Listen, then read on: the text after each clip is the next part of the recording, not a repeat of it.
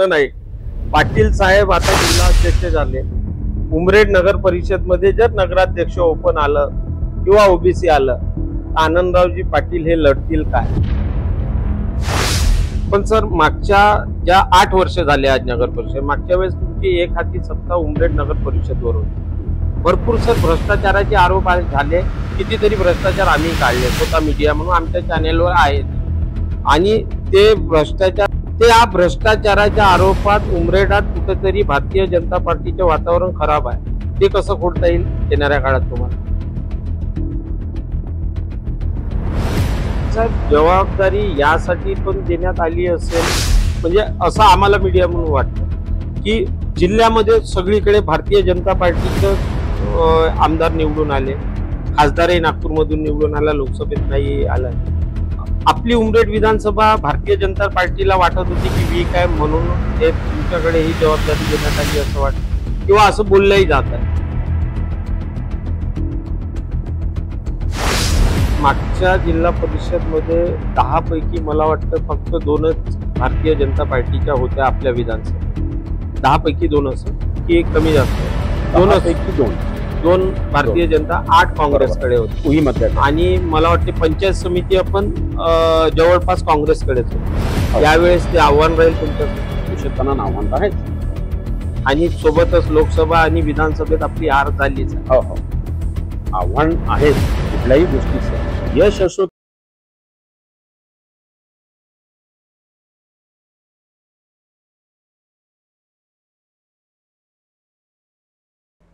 नमस्कार, आज आपण नव्याने जिल्हा अध्यक्ष झालेले भारतीय जनता पार्टीचे आनंदरावजी राऊत आज यांच्यासोबत काही बातचीत करणार आहोत। महत्त्वाचं सांगण्यासारखं की उमरेड विधानसभेत पहिल्यांदाच भारतीय जनता पार्टीने जिल्हा अध्यक्ष हे पद दिलं, आणि इतक्या वर्षाच्या म्हणजे विचार केला तर जेव्हापासून भारतीय जनता पार्टीचे काम आहे इथं सातत्यानं, अजूनपर्यंत जिल्हा अध्यक्ष इथं झालेला नव्हता।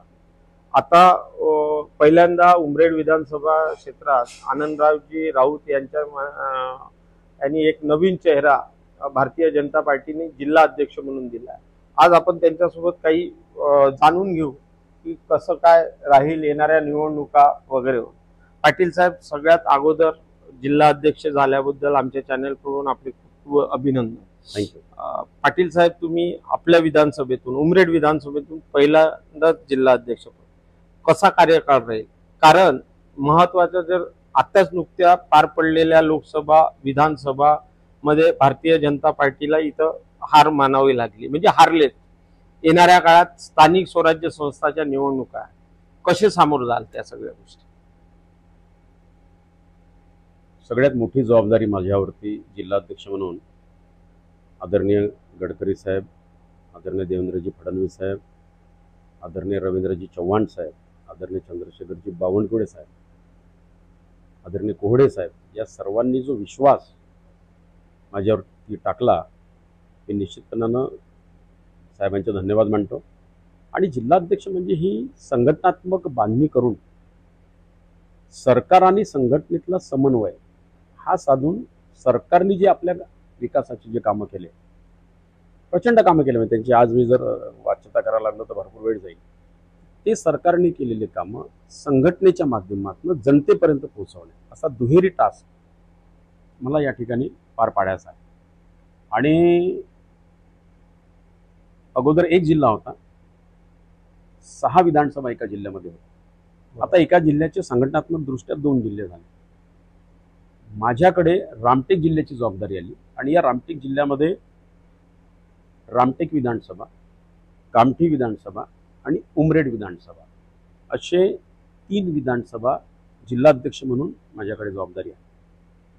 कालच माझ्याकडे जबाबदारी आली तेव्हापासून कालचा माझा पहिला दौरा मी रामटेक विधानसभेचा केला।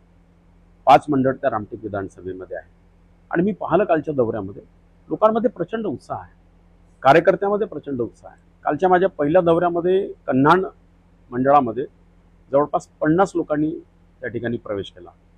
देवलापारला मी गेलो, एका डॉक्टर दाम्पत्याने काल प्रवेश केला। आजही माझ्याकडे तुम्ही घरी बघितलं असेल तर आताच मानोऱ्याचे आमचे सरपंच आहेत, त्यांनी प्रवेश केला। अनेक सरपंचांचे मला फोन येतात की साहेब आम्हाला प्रवेश करायचा. लोकांना दिसत आहे की ज्या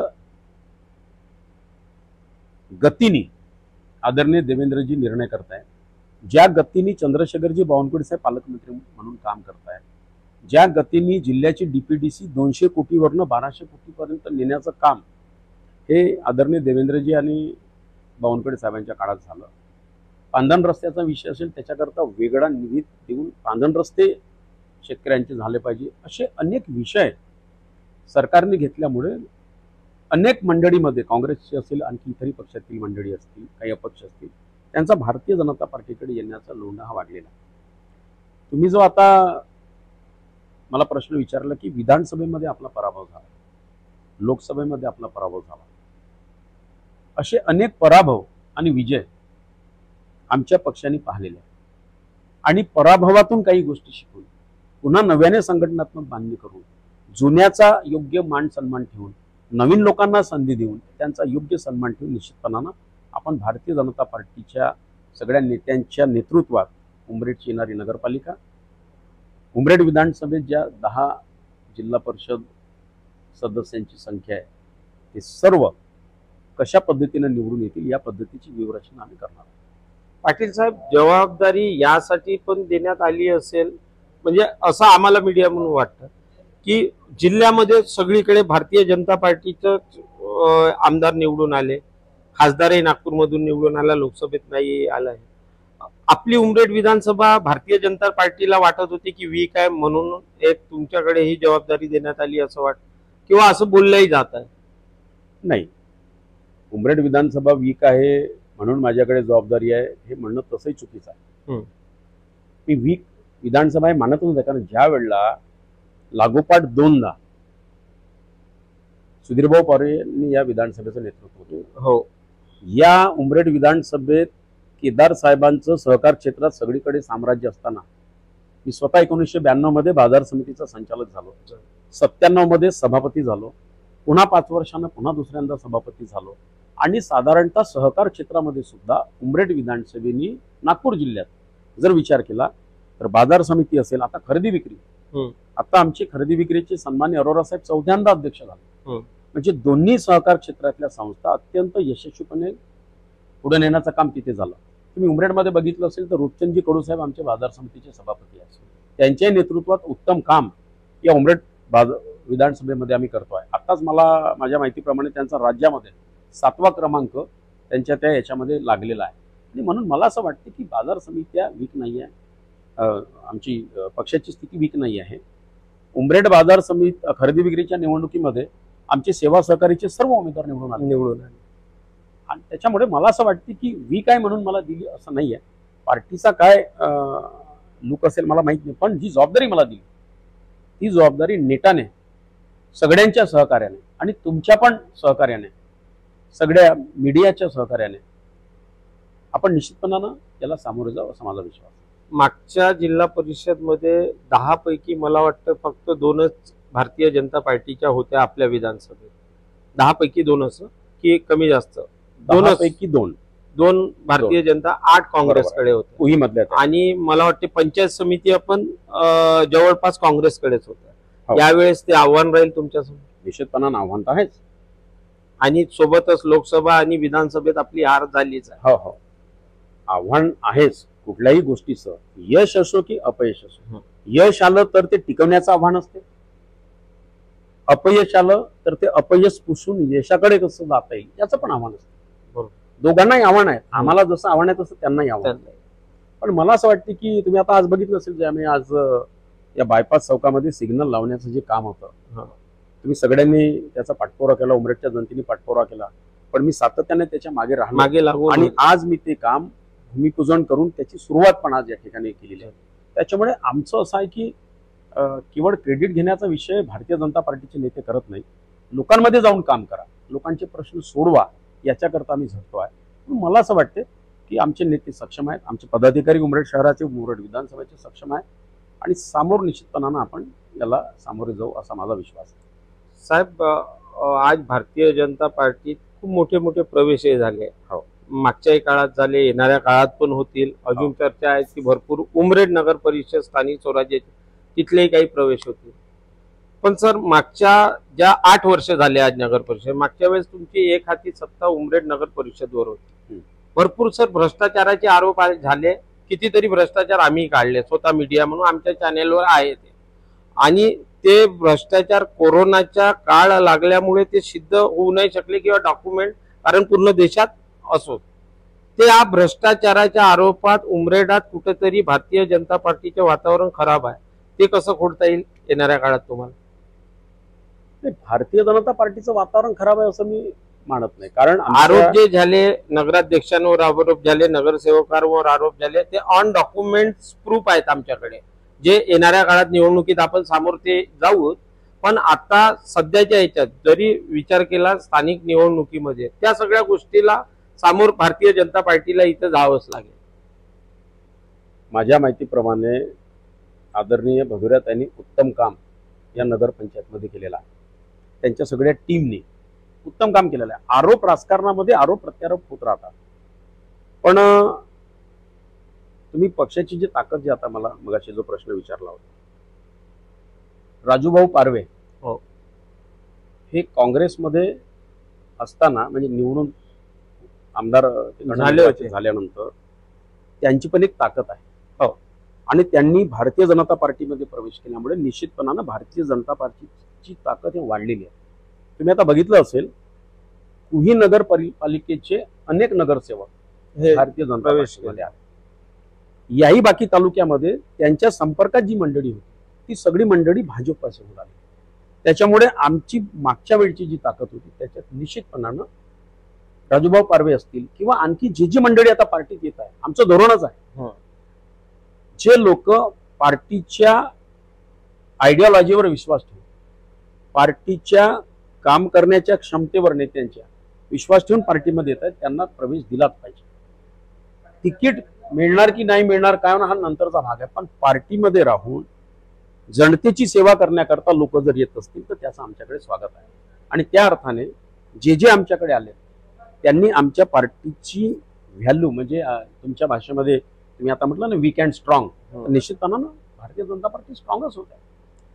पाटील साहेब, पुन्हा एक बोललं जातं की ज्या पद्धतीने पक्षामध्ये प्रवेश करणाऱ्याची संख्या खूप वाढत आहे, कुठेतरी तेही येणाऱ्या काळात सीट मागण्यासाठी, मग कोणीही असो, मग ग्रामपंचायत पासून असो तर जिल्हा परिषद पर्यंत, मग त्यामध्ये सगळे, तर कुठंतरी सीट देण्यामध्ये हे होईल, त्यावेळेस पक्षातले लोक फुटतील असं काही? तुम्ही चांगला प्रश्न विचारला. मला पण असे अनेक लोक भेटताना म्हणतात की बा साहेब, आपण एवढे मोठे पक्ष प्रवेश करतो आहे तर तुमच्या पक्षात काही अडचणी वगैरे होतील का? माझं एकच उत्तर आहे, कुठलाही गोंधळ आमच्या पक्षात नाही. कारण आमचा पक्ष हा कोण कॅन्डिडेट चांगलं काम करतो, सर्वेमध्ये कोणाचं नाव अग्रेसर आहे, हे सगळं तपासूनच आमच्या पार्टीमध्ये निर्णय होत असतात. आणि आमच्या पार्टीतले निर्णय कोणी एकटा माणूस घेत नाही. तर आमचं जे कोर कमिटी आहे, कोर टीम आहे, हे सगळे एकत्र बसून कुठल्याही बाबीचा निर्णय करतात. आता दस्तूरखुद विलासराव माफ करा, शंकररावजी माजी मुख्यमंत्री आपले काँग्रेसचे, अशोकरावजी चव्हाण साहेब, आदरणीय माजी मुख्यमंत्र्यांचा भारतीय जनता पार्टीमध्ये प्रवेश झालेला आहे. त्यावेळेला असा कोणी विचार नाही केला की त्यांचा प्रवेश झाल्यामुळे आपल्याला काही अडचणी वगैरे केली. त्याच्यामुळे अशी कुठलीही शक्यता भाजपमध्ये नाही, उलट मेरिट बेसवर. आणि जे पार्टीमध्ये आहे तेही आमचे सगळे कार्यकर्ते, पदाधिकारी, यांचं म्हणणं हेच आहे की विनिंग पोझिशन पाहूनच तिकीट दिली पाहिजे. मला असे अनेक कार्यकर्ते काल भेटले की म्हणाले की साहेब, विनिंग कंडिशन पाहूनच तिकीट द्या, एखाद्या वेळेला आम्हाला नाही मिळालं तरी चालेल, पण नगरपालिका जिंकू, आपण खरेदी विक्री जिंकू, बाजार समिती जिंकू, जिल्हा परिषद जिंकू. कारण सरकार आहे आणि डीपीडीसीचा निधी असेल, राज्य शासनाच्या माध्यमातून निधी असेल, तो आणून आम्हाला जनतेचा विकास करायचा. आम्ही नगरसेवक झालो पाहिजे, नगराध्यक्ष झालो पाहिजे, हा अजेंडाच नाही आहे.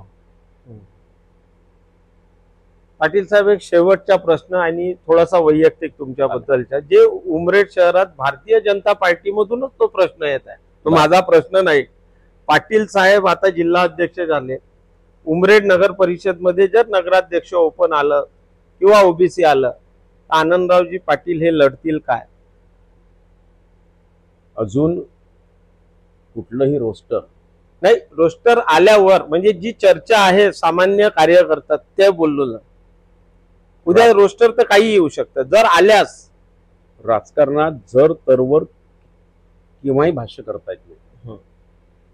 जी जबाबदारी आज आहे ती नीट पाळण्याकडे माणसाचा फोकस असला पाहिजे. आज मी जिल्हाध्यक्ष आहो. माझ्याकडे टोटल जिल्ह्यात 32 मंडळ आहे. या रामटेक जिल्ह्यामध्ये 16 मंडळ आहेत. म्हणजे कामठी, रामटेक आणि उमरेड या 16 मंडळाची पहिले रचना करणे, नंतर जिल्ह्याची कार्यकारिणी करणे, याच्यावर सध्या माझं फोकस आहे. त्याच्यामुळे उमरेड शहरातल्या नगरपालिका या विषयावर सतीशजी चौधरी आमचे आता शहराचे अध्यक्ष आहेत, यांच्या नेतृत्वात पूर्ण टीम काम करत आहे. नवीन रचना लवकरच ते जाहीर करतील आणि पहिले पार्टी स्ट्रॉंग करणे, प्रत्येक बूथवर जाऊन काम करणे, याला पहिले आम्ही प्राधान्य देतो. हे होते पाटील साहेब, आनंदरावजी पाटील साहेब. आज आपल्यासोबत बऱ्याचशा विषयावर यांनी चर्चा केली. पाटील साहेब, येणाऱ्या पुढील वाटचालीसाठी खूप खूप शुभेच्छा आमच्या चॅनेल कडून. थँक्यू.